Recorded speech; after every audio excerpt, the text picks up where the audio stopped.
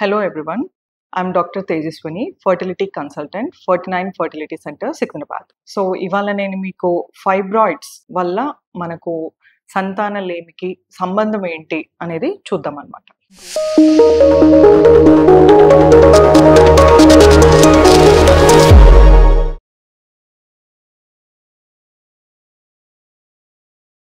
So ఈ fibroids అనేటివి మనకు గర్భసంచి పొరలోని మజిల్ లేయర్ ఓవర్ గ్రోత్ అవ్వడం వల్ల ఫామ్ అయ్యే గడ్డల్ని ఫైబ్రాయిడ్ గడ్డలు అంటారనమాట. ఈ ఫైబ్రాయిడ్ గడ్డలు అవి ఉండే లొకేషన్ని బట్టి 3 రకాలుగా మనం విభజించవచ్చు అనమాట.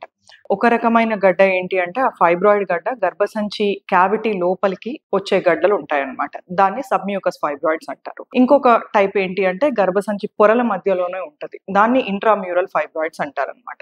ద థర్డ్ వెరైటీ ఏంటి అంటే గర్భసంచి బయటి భాగంలో ప్రొజెక్ట్ అవుతుంది అనమాట, దాన్ని సబ్సీరియస్ ఫైబ్రాయిడ్స్ అంటారు. బట్ మనకు ఇన్ఫర్టిలిటీ అంటే సంతాన వైఫల్యతకు సంబంధించి మేజర్ ఇంపాక్ట్ ఉండేది సబ్మ్యూకస్ ఫైబ్రాయిడ్స్ అంటే గర్భసంచి క్యావిటీ లోపలికి వచ్చే ఫైబ్రాయిడ్స్ అండ్ ఇంట్రామ్యూరల్ ఫైబ్రాయిడ్స్ కొంతవరకు మనకు ఇన్ఫర్టిలిటీ తోటి సంబంధం ఉండే ఛాన్స్ ఉంటుంది అనమాట. సో ఈ ఫైబ్రాయిడ్ గడ్డలు ఉన్నప్పుడు మెయిన్గా ఎందుకు ఇన్ఫర్టిలిటీ ఉంటుంది అంటే పిల్లలు కలగడంలో ఇబ్బంది ఎందుకు ఉంటుంది అన్నట్టు మనం చూసుకున్నట్టయితే ఈ ఫైబ్రాయిడ్ గడ్డలు కొన్నిసార్లు ఏం చేస్తాయి అన్నట్టు ట్యూబ్స్ ని మనకి బ్లాక్ చేసే అవకాశం ఉంటుంది. కొన్నిసార్లు ఏంటి అంటే ఈ ఫైబ్రాయిడ్ గడ్డలు గర్భసంచిలో ఉండడం వల్ల ఎగ్ స్పర్మ్ కలవటంలో మనకు ఇబ్బంది ఉండొచ్చు.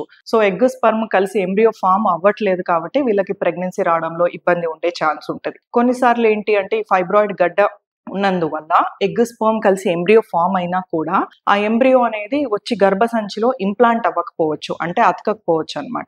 సో ఈ మల్టిపుల్ రీజన్స్ వల్ల ఫైబ్రాయిడ్ గడ్డలు ఉన్న వాళ్ళలో ఇన్ఫర్టిలిటీ ఉండే ఛాన్స్ ఉంటదన్నమాట. సో అలా అంటే మనం ఫైబ్రాయిడ్ గడ్డలు ఉన్న వాళ్ళలో అందరిలో ఇన్ఫర్టిలిటీ ఉంటుందా అంటే అట్లా ఉండే అవకాశం ఉండదు. చాలా మటుకు ఈ ఫైబ్రాయిడ్ గడ్డల వల్ల సంతాన వైఫల్యత కలకపోవచ్చు.